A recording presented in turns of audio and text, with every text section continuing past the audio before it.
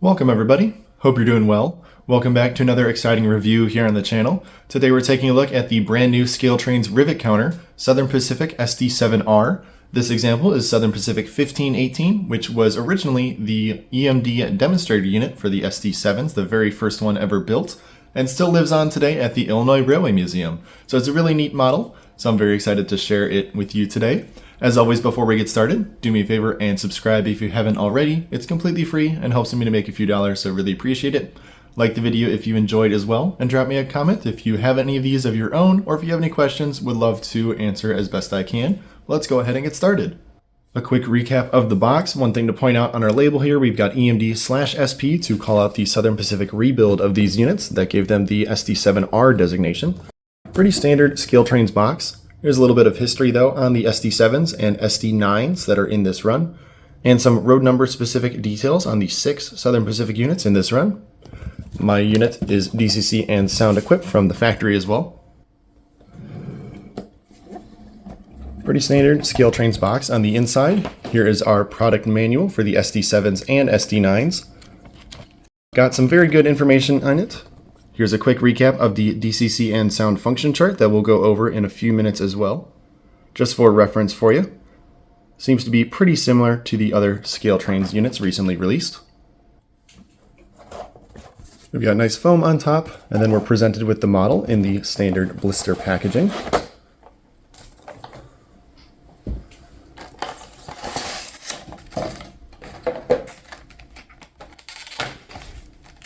We also have some nice soft plastic on the top of the model.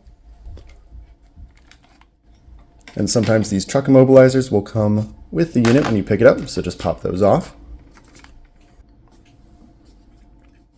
And we've just got 2 pieces of handrail foam to move out of the way, and then we're presented with the model.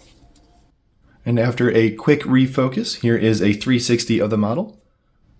These were announced in January of 2025 and just delivered this month in November of 2025. My model was purchased from Lombard Hobbies on pre-order for $325. My notes said that this unit should have been only $305, but we had a little bit of an increase, unfortunately, due to tariffs and such. So definitely shop around for the best deal at your local hobby shops or ScaleTrains directly. Moving on to the details on this unit, starting off at the short hood end, which became the front of the unit after the Southern Pacific rebuild. Originally, they were set up to be long hood forward operations. We have tons of lights, all of which are LED, tons here in the center. Our UDE, or emergency light in red at the top. Our gyro light in the middle. These 2 lights have been removed in the current state at the Illinois Railway Museum. However, the normal headlight remains, as well as the class lights, which are tricolor, white, green, and red on this unit, as well as lit number boards on the front of the unit. They are just paint on the back side. Nice Southern Pacific logo with separately applied grab irons or ladders going up to the number boards here. We also have a positionable drop step, which is very nice, on both ends, as well as a walkway light in the center. Plastic handrails on this model. Haven't had that metal upgrade quite yet. We do have metal couplers. This is the ScaleTrains metal coupler, fully compatible with Katie's, as well as nice train line hoses that are silver tipped and MU hoses on the side as well.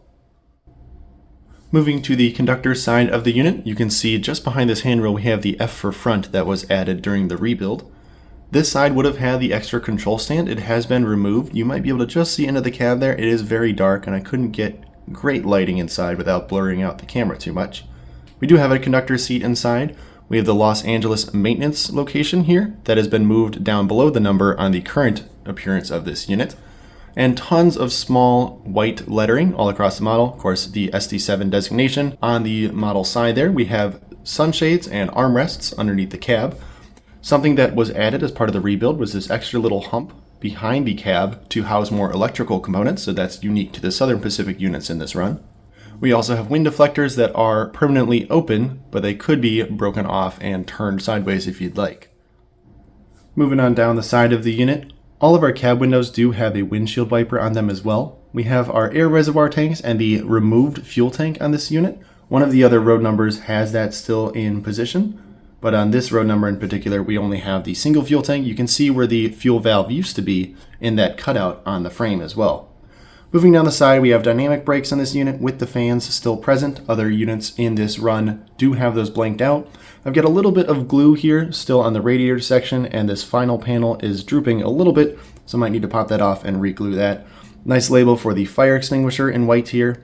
The handrails by these steps are just a little bit bent on my unit. It's not too bad, but it seems like more of a fit with those units and the way the step wells are formed, so I might just need to be very careful and bend those just back into place. Moving on to the rear of the model, pretty similar to the front, except we have a little bit of extended housing at the top for the radiator section. Our number boards would be here, but we only have the painted number on the rear of this unit. Drop step is positionable on the back. The chain detail in the middle is just a molded plastic piece that does not flex, but otherwise very similar levels of detail, just with the addition of some sand filler hatches behind the ladders. And moving on down the engineer side of the unit, we have our handbrake in the rear, looks very nicely molded in. Brake cylinders on all the wheels. We don't have any rotating bearing caps on this unit because they are all covered up in the trucks. You can see just into the cab control stands here with a little bit better lighting. All green plastic inside, but it does look very nice, nicely molded, and definitely gives the appearance of having those full control stands in there. Other than that, this side also looks great. No issues with the radiator housing and glue on this side of the unit, and handrails overall look pretty straight. Moving on to the top of the model, very quickly, just a note on the handrails, just a little bend here around the step wells. Bottom step is see-through, but the other ones are part of the frame, so nothing to see through there. We've got a pair of separately applied metal grab irons in red on the bloody nose part of the model. Unfortunately, a little bit of a gap between the short hood and the cab roof here. There's a line of rivets along there, so I would like to try to press that a little bit together, but haven't been able to right now. Horn on top of the roof, and there's that extended hood above the cab for the electrical components as part of the SD7R rebuild program. Here's our dynamic brake housing with both fans still intact and our exhaust stacks. There is an extra little pipe here coming up just right here. I think that might be for condensate. I'm not sure exactly what that is. If you do know, please let me know. We do have all 4 radiator fans here. This back one has been replaced and has a different housing on top of it. There is a ton of piping detail around that radiator section, which looks very well done. And then a pair of grab irons once again on the rear of the locomotive. And moving on to the underside of the model, I have flipped us around so the conductor side is facing up so I can capture the speed recorder on the center axle of the front truck. Very nice brake cylinder and brake line detail across the model. And ScaleTrains has started adding more details to their traction motors, which is nice to see instead of just the flat black plastic that they had before. Rust-colored wheels here on the model. There is our see-through steps. Our fuel shutoff here is in red. And I was a little worried that these air tanks might be a little flimsy. They do seem to be attached well, because I know many modelers, especially on these units with the removed fuel tank, will want to grab it by that location. And it seems like you shouldn't have too many worries grabbing it by there and accidentally bumping the air tanks, but again, be careful. Fuel tank is present here, as well as the rear truck. Looks similar to the other side, since there's no extra details there, with some more piping and the bell here in the very center of the unit behind the fuel tank. But that's all the details here on this locomotive for now. Let's move on to the test track and take a look at the DCC and sound functions. Alright, welcome on over to the FlexTrack test track. A quick reminder of the DCC and sound functions here in the list for you, just for reference in case you need it. Pretty similar to other ScaleTrains locomotives, but as always, just like showing that, just in case you're looking for something specific. From the factory, this locomotive comes programmed to address 03. I've gone ahead and reprogrammed to the road number 1518 and set CV29 to 42, basically just turning off the analog mode or DC mode just as my preference, but everything else is stock from the factory. With track power applied, function 8 will start up the locomotive.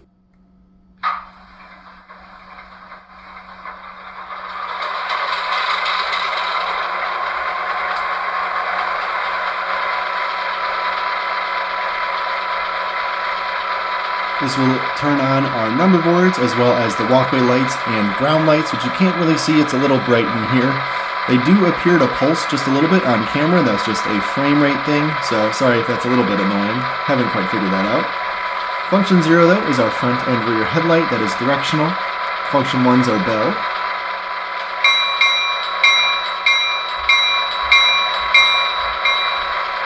Real nice fade out on that mechanical bell.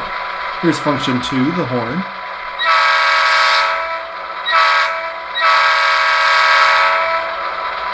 Function 3 is our handbrake.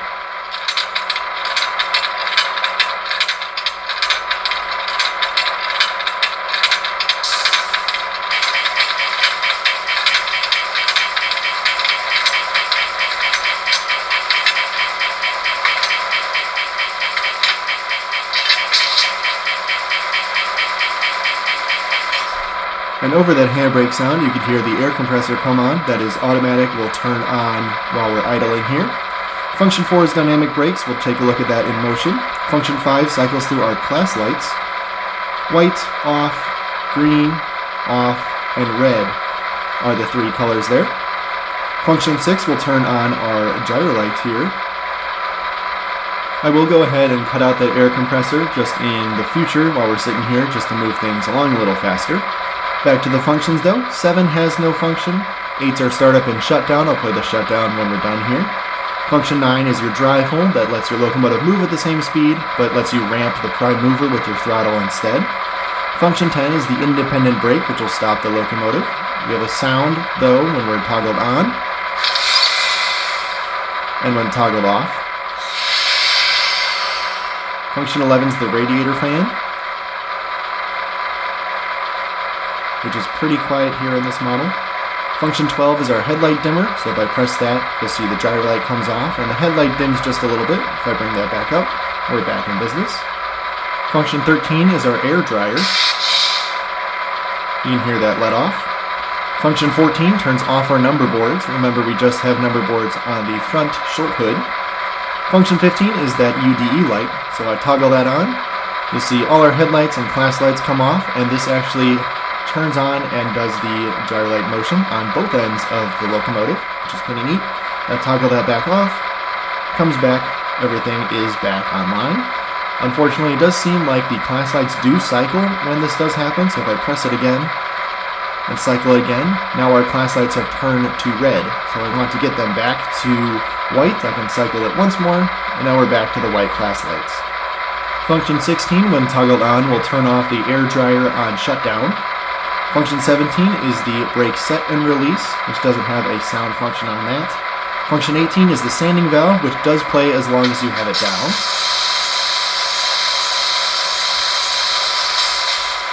I can toggle it like so. 19 is our short air let off. Function 20 is that compressor,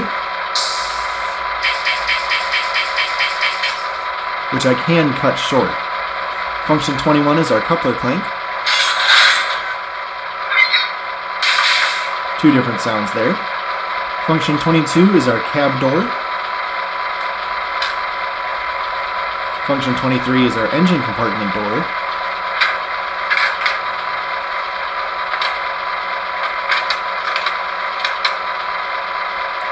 Two different sounds for toggling on and off.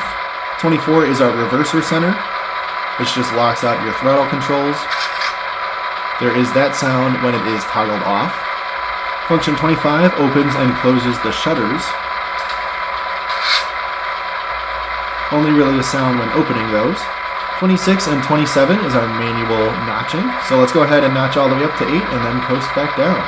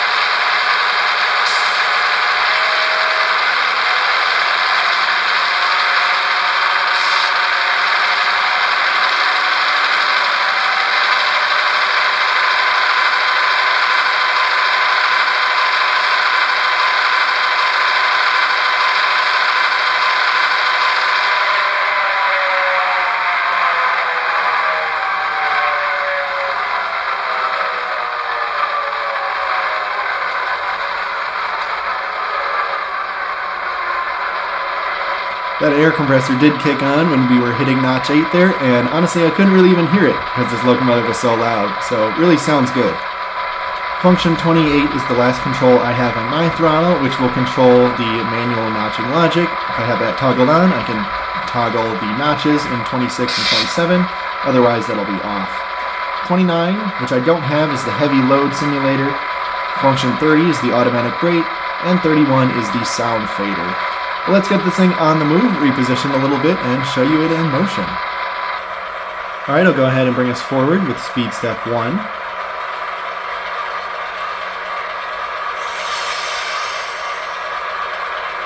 Nice brake release and momentum startup. Very smooth here in one speed step. Move up to 5. And 7 will get us to notch up.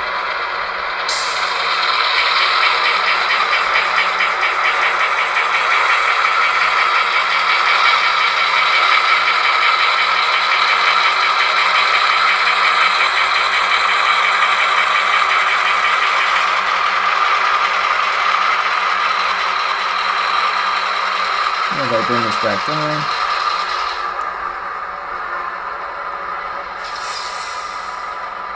And that's where you can see our ground lights appear to be flashing here on camera. It is just a camera thing. It is perfectly solid in person, just an LED thing. If I flip into reverse, you can see our rear lights and the Johnson bar you can hear as well. I'll notch us up to speed step 1 in reverse.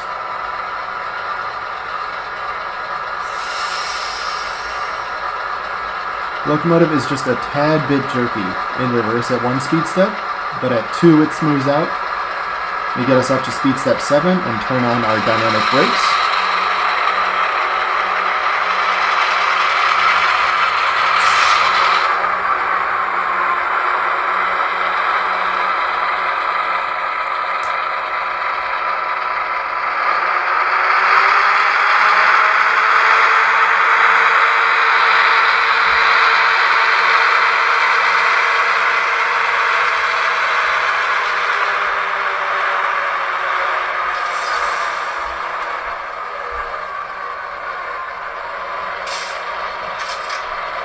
So those will kick on real loud. It doesn't slow the train down, that was me doing it manually.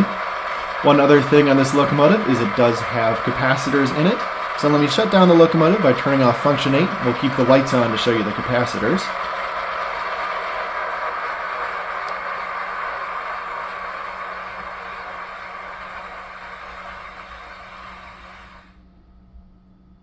And now when the locomotive is off, you may hear the air dryer come on as well. That's what you can toggle off in function 16. But if we go ahead and grab it here and pull it off the track while the lights are still on, show you the capacitors here.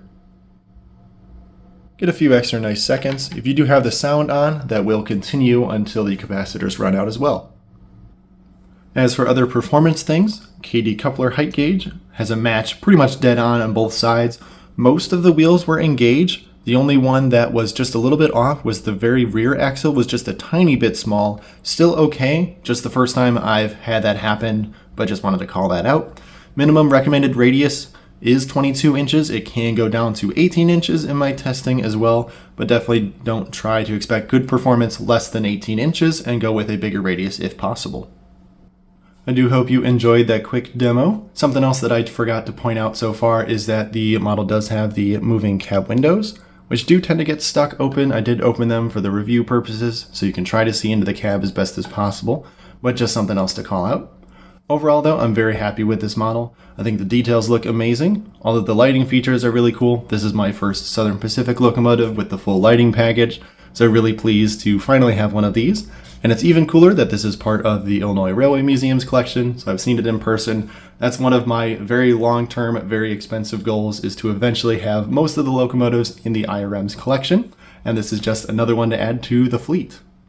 And just a quick reminder, this model was $325, got mine from Lombard Hobbies. They still have some in stock, but as always, check your local hobby shops and look around online for the best deal, whatever makes most sense for you. I would definitely recommend grabbing one of these. They also have some very nice SD9s in the Norfolk Southern rebuilds with the SD9Ms as well that do have the ditch lights for the first time. Other road names are also available in the SD7 line. But it is a very good time to be a fan of the early SD series because just like ScaleTrains, Rapido had a run of SD7s, 9s, and 10s as well. So if you're looking for any of those, Rapido's got some available. Different road names are offered from them with some different features like metal handrails and control stand lights. So definitely look around if you're looking for this era of locomotive. But I'll go ahead and wrap up this review here. Thank you very much for watching. As always, if you made it this far, please consider subscribing. It's completely free and helps me to make a few dollars, so thank you very much. Like the video if you enjoyed as well, or just want to help out the algorithm. Drop me a hype if you have that available to you as well. And as always, drop me a comment if you have any questions. We'll do my best to answer them, or let me know if you've got any of these heading your way to your own layouts. But thanks again, and I hope you have a great rest of your day.